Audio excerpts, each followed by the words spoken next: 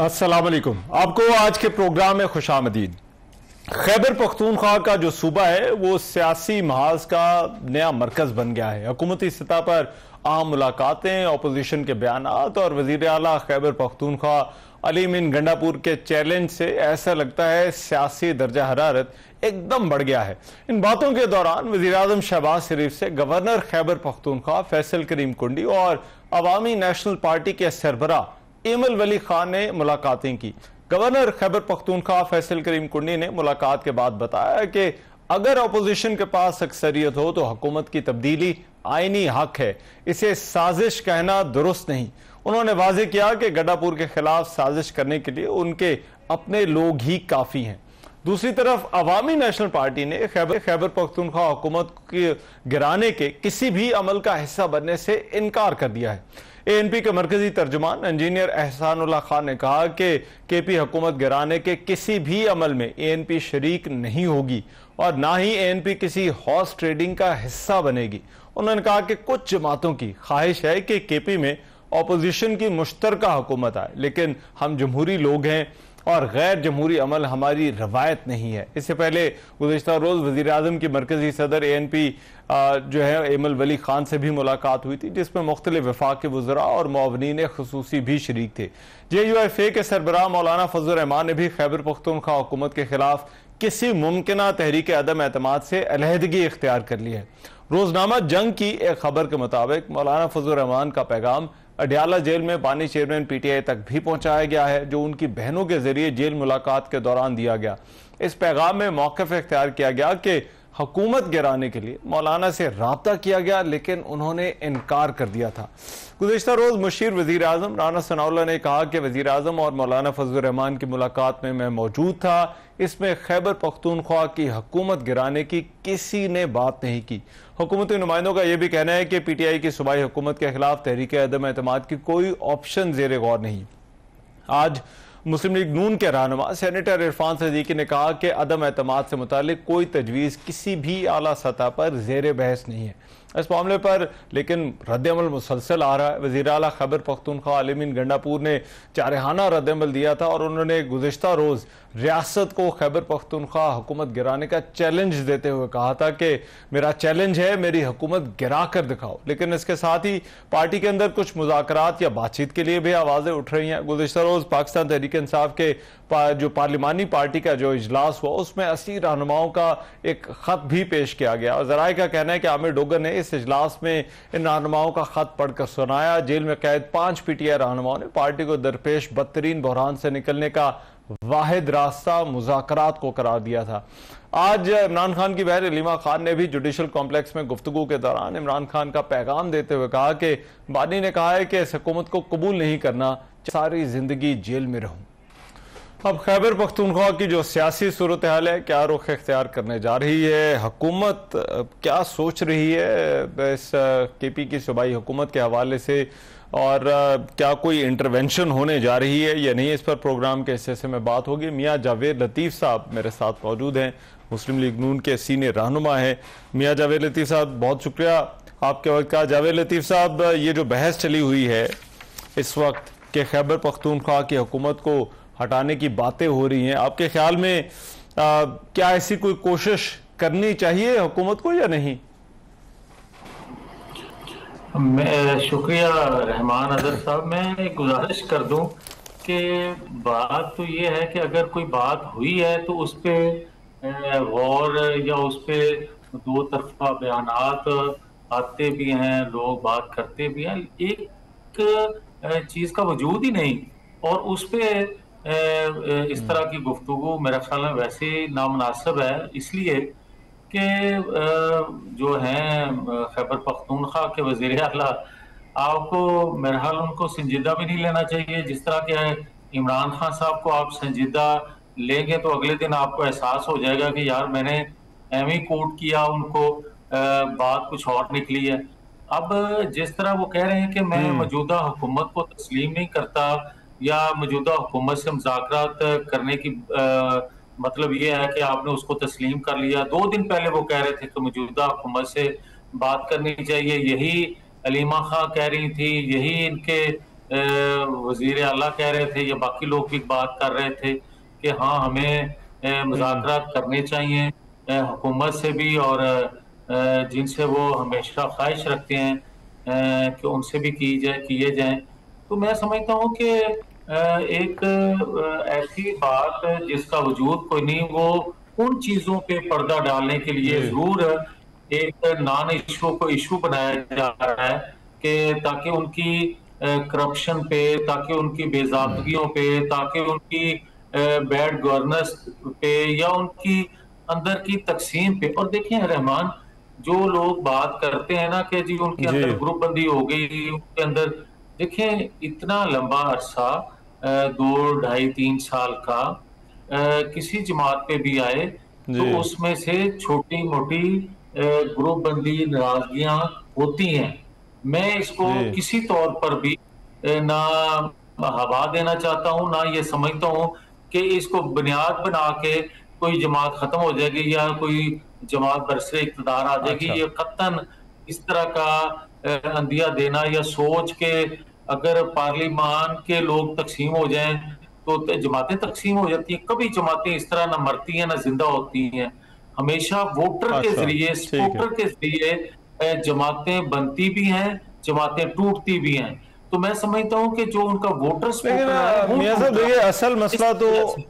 देखिए party party का नहीं, लेकिन जो हुकूमत है खैबर पख्तूनख्वा की, ये फिर ये जो पीटीआई इजलास कर रही है, पार्लिमानी पार्टी में इस पर बात होती है, मौलाना फजल रहमान जो है वो अपना मैसेज पहुंचाते हैं, इमल वली खान इस पे बात कर रहे हैं, ये फिर एकदम से इतनी बातें और इतना जो है वो ये इस तरह से ये क्यों शुरू हो गया है एकदम आपके ख्याल में? देखें, जो जेयूआई के सरबराह के हवाले से आपने बात की है तो वो आपने खुद ही कोट जी किया कि राना सनाउल्ला का स्टेटमेंट कि मैं उस मीटिंग में मौजूद था। जो उस मीटिंग में बंदा मौजूद है उससे जी ज्यादा बेहतर कौन बंदा बात कर सकता है? तो यकीनन मैं समझता हूँ ठीक कि सनाउल्ला दुरुस्त। कोई गलत बयानी तो नहीं कर रहे। अब आ जाए जो बात मैं आपसे करना चाहता हूँ कि खैबर पख्तूनख्वा हुकूमत या पार्लिमान ने क्यों महसूस किया कि इस तरह का इजलास आना और इस तरह की गुफ्तगू करना, उसकी कई वजूहात हैं। एक तो मैंने बताई कि गवर्नेंस हाँ नहीं है, एक तो मैंने बताया कि वहाँ कई अजला ऐसे हैं जिसमें हुकूमत की, रियासत की, सूबे की रिट नजर नहीं आती। कई ऐसे अजला हैं जहां रात को आपका जाना ममनू है। तो उन चीजों पे पर्दा डालने के लिए या वो बार बार की तहरीकें जो दम तोड़ चुकी हैं उनसे तवज्जो हटाने के लिए, या उनका जो वोटर सपोर्टर उनसे हट रहा है, उनसे टूट रहा है। असल बात यह है कि पार्लियामेंट के लोग अच्छा टूटे जुड़े, उससे जमातें नहीं टूटा करती। जब सपोर्टर वोटर टूटता है, अच्छा भगजन होता है, उस वक्त जमातों को फर्क पड़ता है जो कि उसका टूट रहा है। और उसकी कई वजूहात भी हैं। लेकिन आपके ख्याल में ऐसा ऐसा ये क्यों हो रहा है? ये क्यों वोटर सपोर्टर आपके ख्याल में पीटीआई का क्यों टूट रहा है? क्या क्या बदल गया है? देखिए रहमान, बात यह है कि कोई बंदा सीधी और सच्ची बात करने को तैयार ही नहीं और कोई सुनने को भी तैयार नहीं है।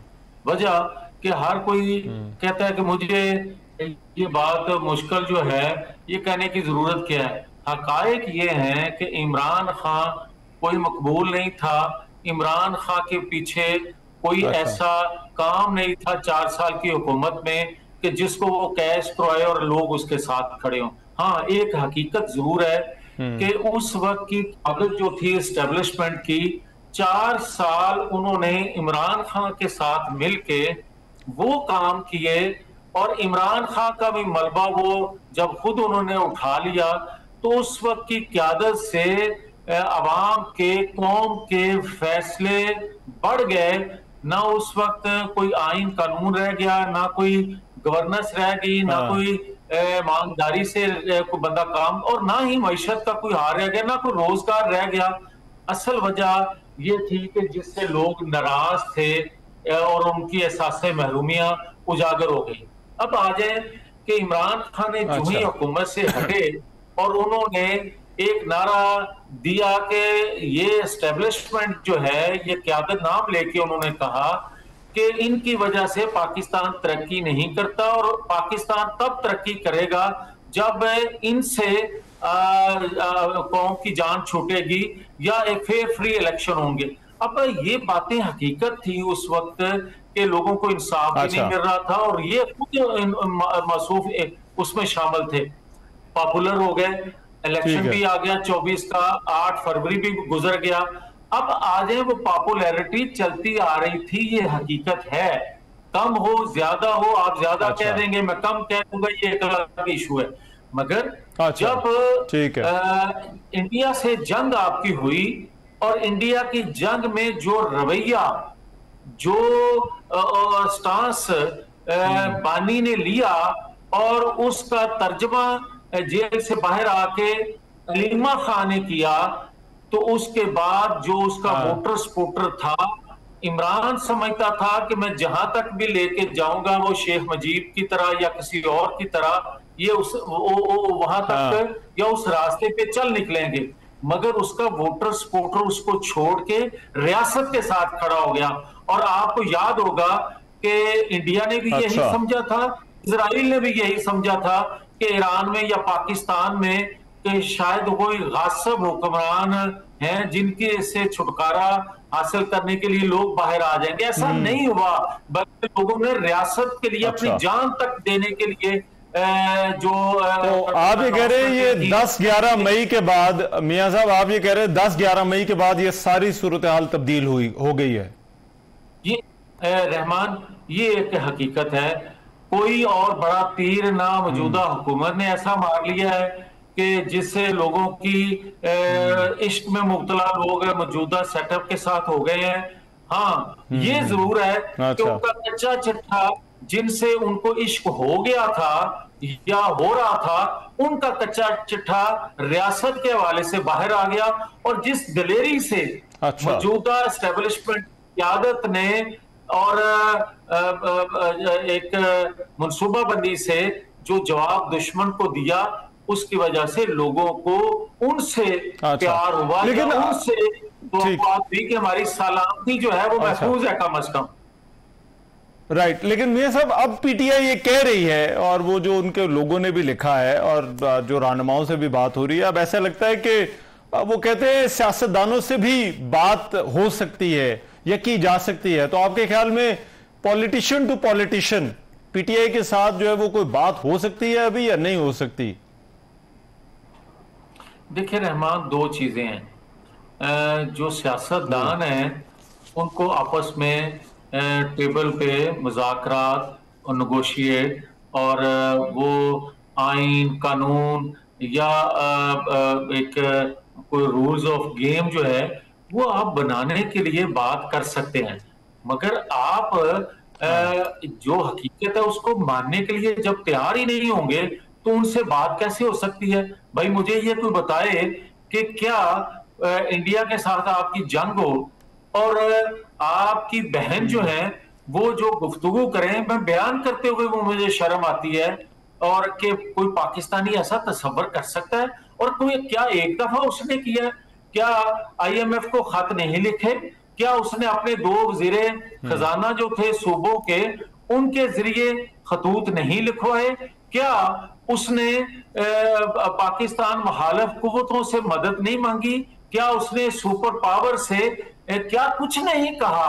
और क्या उसने वो लॉबिंग फर्में रियासत के लिए कभी हायर की थी जब वो हुकूमत में थे या हुकूमत से निकलने के बाद? कभी यार ऐसा नहीं होता कि रियासत के खिलाफ लॉबिंग फर्म हायर की जाए, रियासत के खिलाफ पैसा खर्च किया जाए उसके को कमजोर करने के लिए। हाँ, ये जरूर होता है कि रहमान अजहर अपने आप को कबूल करवाने के लिए या मकबूल करवाने के लिए पैसा खर्च कर सकते हैं। मगर यार आप जवेद लतीफ के खिलाफ लॉबिंग कर सकते हैं, मगर आप रियासत के खिलाफ नहीं कर सकते। आप जिस चैनल पे काम कर रहे हैं उस चैनल के खिलाफ आप हजरासराई नहीं कर सकते या उसके खिलाफ मनसूबाबंदी नहीं कर सकते। आप रियासत के खिलाफ करना शुरू हो गए। ठीक है, राइट। बहुत शुक्रिया मियां जावेद लतीफ साहब हमारे साथ मौजूद थे, कर रहे थे इन डेवलपमेंट्स के हवाले से। प्रोग्राम में भी एक ब्रेक शामिल कर रहा हूं, वापस आते हैं इस ब्रेक के बाद।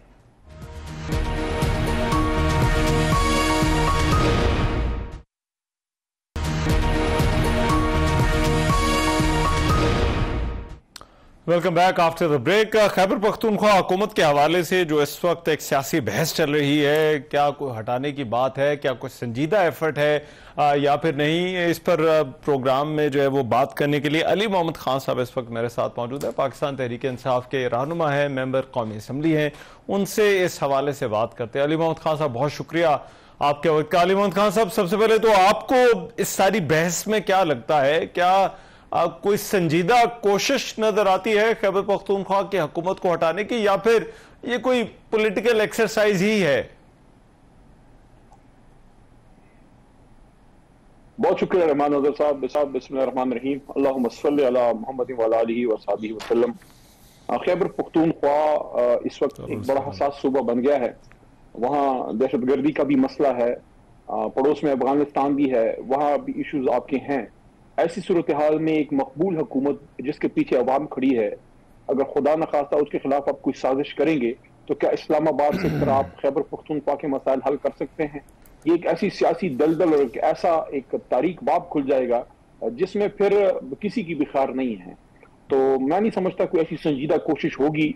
पॉलिटिकली भी अगर आप देखें तो अभी भी बावजूद इसके एक मुतनाज़ा फैसला आईनी बेंच का आया है सुप्रीम कोर्ट के, जिसको हम नहीं मानते, गलत फैसला है, लेकिन उसके बावजूद जो गैप कम हुआ है हमारी हुकूमत का और वहां की अपोजिशन का, वो भी कोई 30-35 से अभी भी है। उसमें आप क्या समझते हैं? कोई भी तहरीक इंसाफ का अगर कोई नजरियाती नहीं भी है, उससे सियासी मफादात के लिए खुदा न खास्ता, हालांकि एक भी नहीं होगा, लेकिन खुदा न खास्ता हम फर्ज करने एक भी है, वो क्या अपनी सियासी कब्र खोदेगा? खैबर पख्तूनख्वा की अवाम इस वक्त इमरान खान साहब के अलावा किसी और लीडर की तरफ देखना नहीं चाहते। तो वहां अगर कोई लोटा बनेगा या अपने मफादात तब्दील करेगा, उसको फिर ये उसकी जिंदगी का आखिरी शायद इलेक्शन हो, क्योंकि उसके बाद कोई उसको वोट नहीं करेगा। तो मैं नहीं समझता कि ऐसा कोई बड़ा थ्रेट खैबर पख्तूनख्वा की हुकूमत को है। अगर होगा तो हम उसका सियासी और आईनी कानूनी मुकाबला करेंगे, हर मैदान पे करेंगे इंशाल्लाह, अपनी हुकूमत को बचाएंगे। ये तहरीक इंसाफ की जो हुकूमत है वहां खान साहब का, इमरान खान साहब का ये सबसे आखिरी और सबसे मजबूत किला है, इसकी हिफाजत हम पे सियासी तौर पर जरूरी है, फर्ज है। ठीक है, लेकिन अली भाई, रद्दमल बड़ा सख्त है, खास तौर पर जो वजीर आला के बयानात हैं जो उन्होंने इस पर बात की है, तो ऐसा लगता है कि इसको तो लेकर वफाक और सूबे के दरमियान जो है ठीक ठाक टेंशन जो है वो बन गई है। तो ये आपको इतना रिएक्शन इतना सख्त जो है वो क्यों आ रहा है? इसका नहीं होना चाहिए, मामला खराब नहीं होने चाहिए। मुल्क मुश्किल सूरत हाल से रहमान अज़हर साहब दो चार है। कल बाजवड़ में हमारे पख्तूनख्वा का एक अहम जिला है, पहले एजेंसी था, अब मर्ज डिस्ट्रिक्ट फाटर, उसके मर्जर के बाद मर्ज डिस्ट्रिक्ट बन गया है। वहाँ खुदकुश या दहशतगर्दी का कोई वाक़या हुआ है, उसमें बहुत से लोग शहीद हुए हैं। उसमें एक यंग असिस्टेंट कमिश्नर हैं, आपसे उम्र में कम होंगे। कितना बड़ा लॉस है, इतने कीमती नौजवान ज़ाया हो रहे हैं। तो इन हालात में आपस की जो धींगा मुश्ती है उससे निकल के मैंने आज सुबह भी इस पर बात की है। The country needs a healing touch, और उसके लिए तमाम लोगों को बैठ के जो है मसाइल का हल निकालना चाहिए। जो पाकिस्तान की जो कश्ती है उसको इस वक्त टर्बुलेंट वाटर से, तूफान से, उससे निकाल के किसी सेफ वाटर्स में ले जाने की जरूरत है। और उसके लिए जरूरी ये है कि सियासी इंतकाम से निकलें, लोगों को जेलों में डाल के, खान साहब को और बाकी लीडरशिप को, हम जैसे लोगों को, मैं नहीं समझता मुल्क का कोई फायदा है। मुल्क का फायदा इसमें है कि एक न्यू नॉर्मल डिसाइड हो, political new normal. New normal का मतलब ये है कि चीजें दोबारा डी एस्केलेट हो और पॉलिटिकली मुल्क को आगे ले जाया जाए। इस मुल्क में सियासतदान भी होगा, इस मुल्क में एस्टैब्लिशमेंट ने भी होना है, और इस मुल्क में एक जुडिशरी भी होगी। तो क्या अमर माने हैं कि बैठ के इन चीजों का फैसला कर लिया जाए कि मुल्क को आगे कैसे चलाना है। किसी न किसी ने तो हुकूमत करनी है। अब भी जो लोग कर रहे हैं उनके पास पॉलिटिकल मैंडेट नहीं है, लेकिन ये बड़े अफसोस की बात है कि इन चीजों पे फोकस करने की बजाय हमारा हाथ एक दूसरे के गिरबान से ही नहीं निकल रहा। अच्छा, ठीक है, लेकिन ये कहा तो जाता है जो पॉलिटिकल प्रेशर है वो तहरीक इंसाफ की तरफ से जो है वो बढ़ाया जाता है, एहतजाज की कॉलें दी जाती हैं, इस्लामाबाद पर चढ़ाई की बात की जाती है। तो जब तहरीक इंसाफ इस तरह से कॉल्स दे रही होगी या ये एहतजाज कर रही होगी, तो फिर ये जो टेम्परेचर है ये कैसे कम होगा? दोनों तरफ ने कदम बढ़ाना होगा, और कदम बढ़ाने के लिए दोनों तरफों ने एक एक कदम पीछे हटना होगा। काश ये मेरी बात किसी को समझ आ जाए। अच्छा, ज्यादा बर्डन इस वक्त हुकूमत पे होगा, क्योंकि हुकूमत ही के हाथ में इख्तियार है। कल हमारी पार्लियामेंट्री पार्टी की मीटिंग हुई है, और काफी बड़ी मीटिंग थी।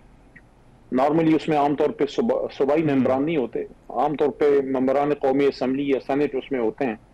कल सूबाई क़यादत भी आई थी। खैबर पख्तूनख्वा इसलिए कि बहुत ज्यादा रेलेवेंट है, इस वक्त वज़ीर आला साहब भी थे।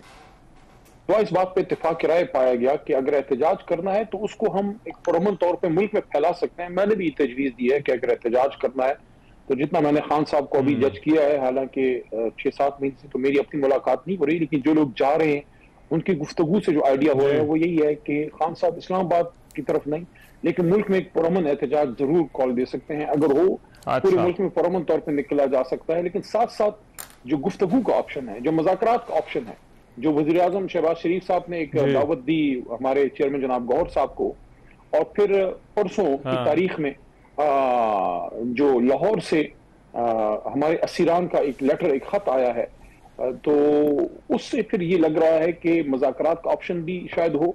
अगर वो हो तो कल पार्लियामेंट्री पार्टी ने उसको सपोर्ट किया है कि अगर वो स्टेप लेना है तो पार्लियामेंट्री पार्टी की सपोर्ट है कि आप बिल्कुल मुज़ाकरात की तरफ बढ़िए, लेकिन एक लफ्ज़ बहुत शदोमत से मैं कहूंगा कि उसकी तरफ जरूर तवज्जो, और वो ये है कि नतीजा खेज मुज़ाकरात, जिससे ये सियासी माहौल टेम्परेचर कम हो, खान साहब और बाकी असीरान बाहर आए, मुल्क को एक बेहतरी की तरफ ले जाने के लिए सबको सोचना चाहिए।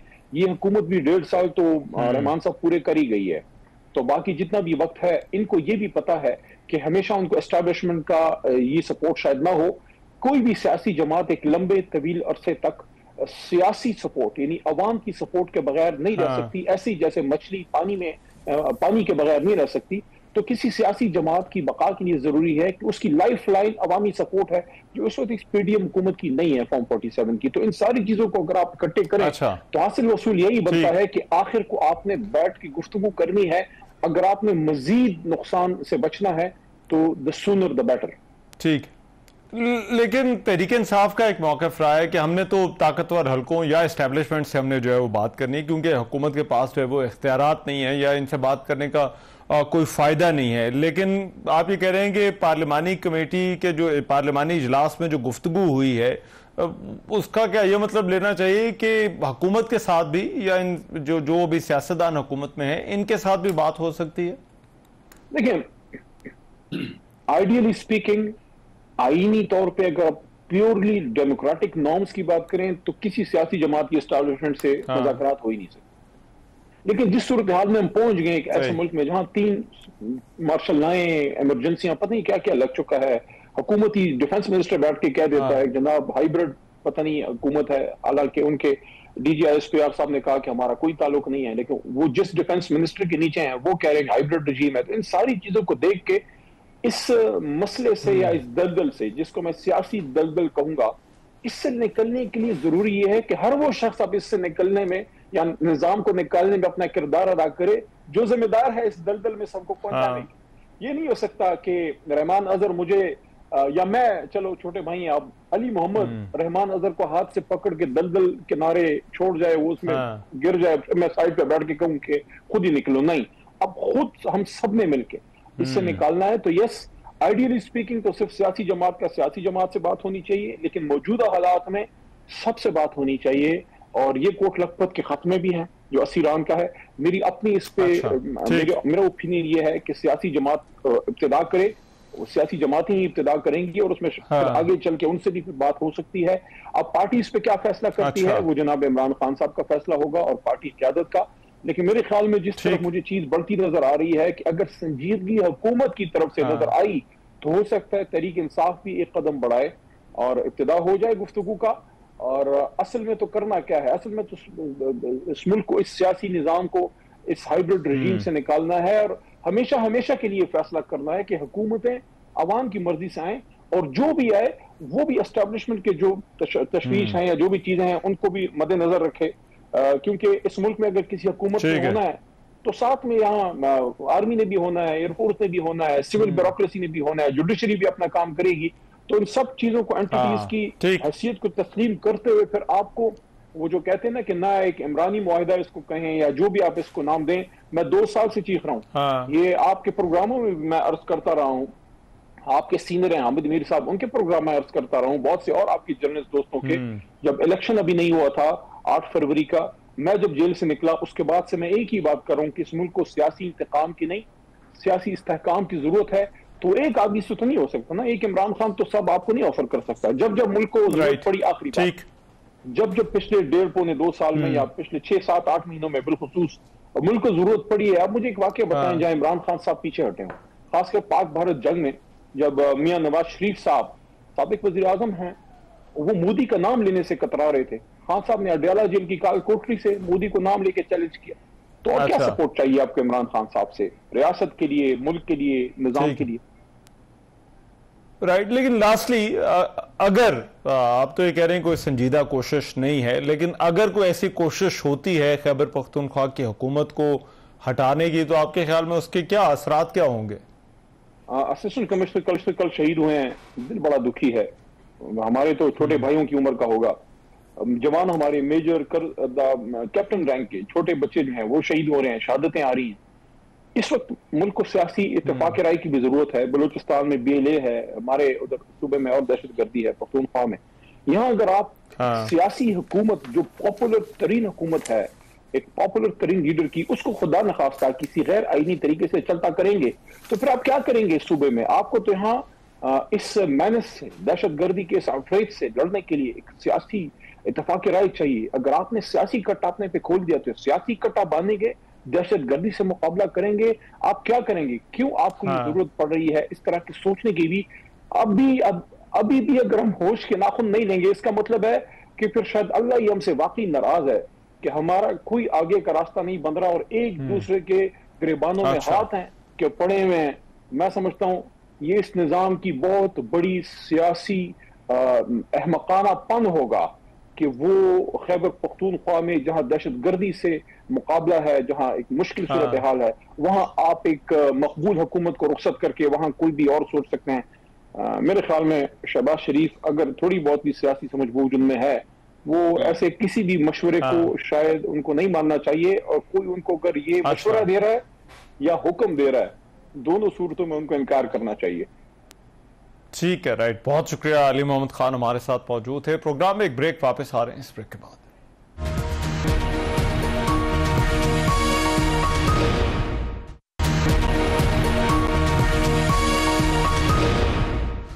Welcome back after the break. जो तहरीक इंसाफ की और खैबर पख्तूनख्वा की सियासत के हवाले से इस वक्त बातें चल रही हैं, उसमें और ख़ास तौर पे खैबर पख्तूनख्वा की जो सूबे की सियासत है, उसमें एक अहम स्टेक होल्डर जमीयत उलमा इस्लाम फजल रहमान भी है। जमीयत उलमा इस्लाम इस सारे मामले को किस तरह से देख रही है, इस पर बात करने के लिए सेनेटर कामरान मुर्तज़ा साहब इस वक्त मेरे साथ मौजूद हैं, सीनियर रहनुमा है जमीयत उलमा इस्लाम फजल रहमान के। कामरान मुर्तज़ा साहब, बहुत शुक्रिया आपके वक्त का।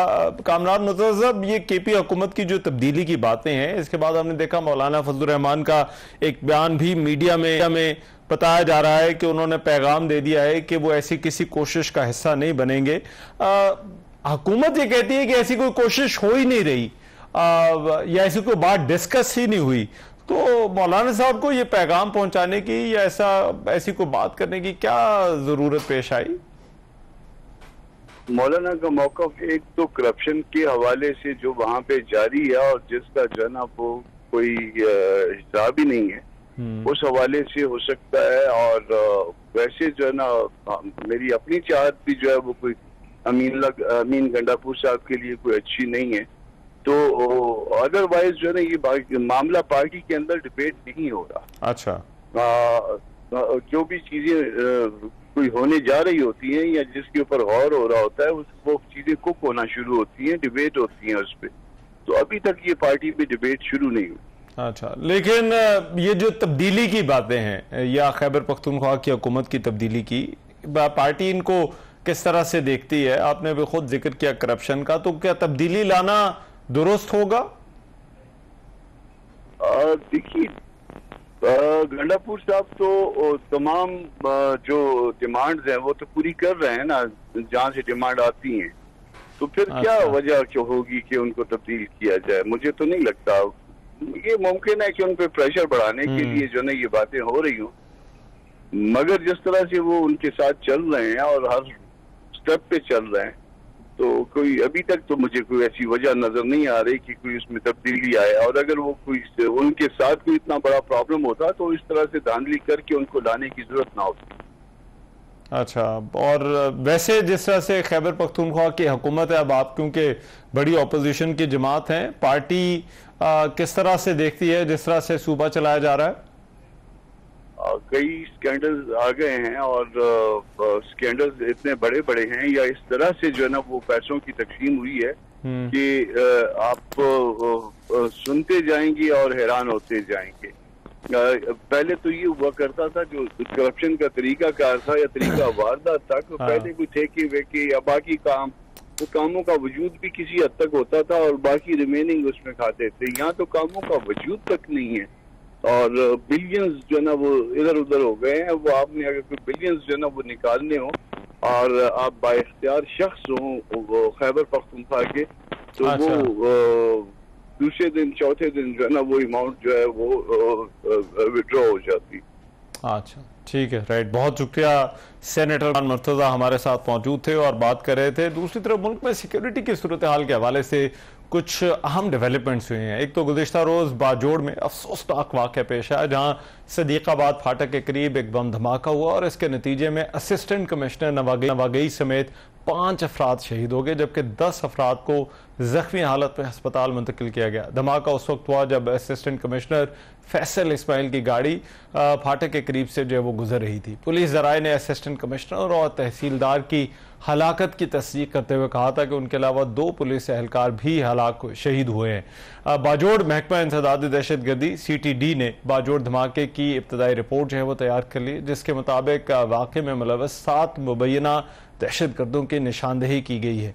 दूसरी जानिब खैबर पख्तूनख्वा के अफगान सरहद से जुड़े इलाकों और वजीरिस्तान में भी हालिया कुछ अरसे में दहशतगर्दी में इजाफा देखा जा रहा है। इस दौरान शहरियों को निशाना बनाने के अलावा सरकारी अफसरान को खास तौर पर जो है वो टारगेट किया जा रहा है। जनूबी वजीरिस्तान के इलाके वाला में पुलिस की गाड़ी पर नामालूम अफराद की फायरिंग से जो है वो एक DSP जो है वो जख्मी हो गए हैं और फायरिंग से जो जख्मी होने वाले DSP हैं उनकी हालत भी तशवीशनाक बताई जा रही है, जबकि उनका जो गनमैन है वो लापता है। अब जनूबी वजीरिस्तान के दोनों अजला में सिक्योरिटी खदशात के पेश नज़र सुबह 6 से शाम 7 बजे तक के लिए कर्फ्यू नाफिज किया गया है। डिप्टी कमिश्नर जनूबी वजीरिस्तान लोअर नासिर खान के मुताबिक वाना शहर और मज़ाफाती इलाकों में कर्फ्यू नाफिज करने का मकसद सिक्योरिटी खदशात से निमटना और अमन बरकरार रखना है। गवर्नर खैबर पख्तूनख्वा फैसल करीम कुंडी ने PTI की जो सूबाई हुकूमत है उस पर तनकीद करते हुए कहा था कि सूबाई हुकूमत ने जनूबी अजला दहशतगर्दों के हवाले कर दिए हैं।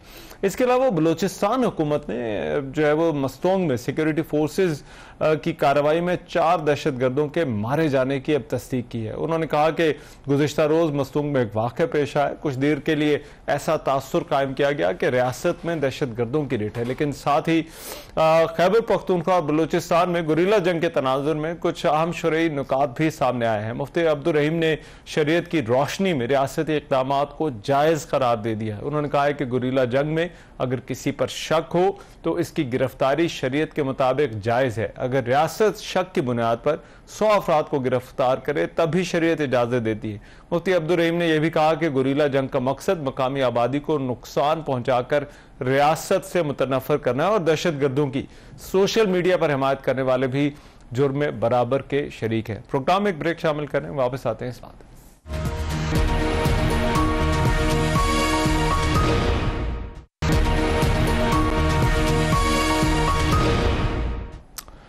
Welcome back after the break. अमरीकी हमलों पर पेंटागन की एक नई रिपोर्ट आ गई है। अमरीकी महकमा दिफा ने एतराफ़ किया है कि हालिया अमरीकी फ़िज़ाई हमलों ने ईरान के जौहरी प्रोग्राम को सिर्फ 1 से 2 साल पीछे धकेला है। ये बयान अमरीकी सदर डोनाल्ड ट्रंप के उस दावे के बरक्स है जिसपे उन्होंने कहा था कि अमरीकी हमलों ने ईरान के एटमी प्रोग्राम को कई दहाइयाँ तक जो है वो पीछे धकेल दिया है, जबकि अमरीकी वज़ीर दिफा ने यह कहा है कि फिलहाल ऐसा कोई इशारा नहीं मिला कि ईरान ने अफज़ोदा यूरेनियम को इन हमलों से पहले किसी और मकाम पर मुंतकिल किया हो। गुज़िश्ता हफ्ते अक़वाम मुत्तहिदा के जौहरी निगरान इदारे IAEA के सरबराह राफ़ेल ग्रॉसी ने कहा था कि ईरान चंद माह के अंदर दोबारा यूरेनियम अफजूदा करना शुरू कर सकता है। उनका यह कहना था कि 3 एटमी साइट्स पर अमरीकी हमलों से शदीद नुकसान तो हुआ, लेकिन ये मुकम्मल तबाह नहीं हुई।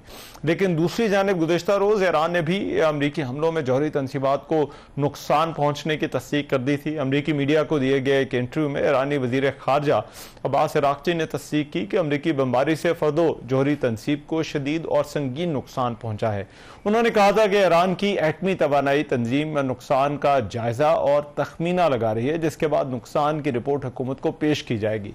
साथ ही साथ आज तर्जुमान अमरीकी महकमा खारजा टेमी ब्रूस ने कहा कि ईरान का इंटरनेशनल एजेंसी से ताउन खत्म करना अफसोसनाक है, और उन्होंने कहा कि ईरान को यूरेनियम अफजूदगी के हवाले से आलमी एजेंसी से ताउन करना होगा। गुज़िश्ता रोज़ ईरान के सदर मसूद पज़ेश्कियान ने IAEA से ताउन मुअत्तली का कानून नाफिज कर दिया था। ईरानी खबरसां एजेंसी के मुताबिक मुल्क की पार्लियामेंट ने इसराइल ईरान जंग के बाद IAEA के रवैये को देखते हुए इसके साथ ताउन मुअत्तली का बिल जो है मंजूर किया था, जिसकी ईरानी सुप्रीम काउंसिल ने भी तौसीक कर दी थी। ईरान के सदर ने अब बाकायदा तौर पर इस कानून को नाफिज कर दिया, जिसके तहत ईरान का अब IAEA के साथ ताउन जो है वो मुअत्तल हो गया है। आज के प्रोग्राम से इतना ही। मेजबान को इजाजत दीजिए। अल्लाह ने के बाद।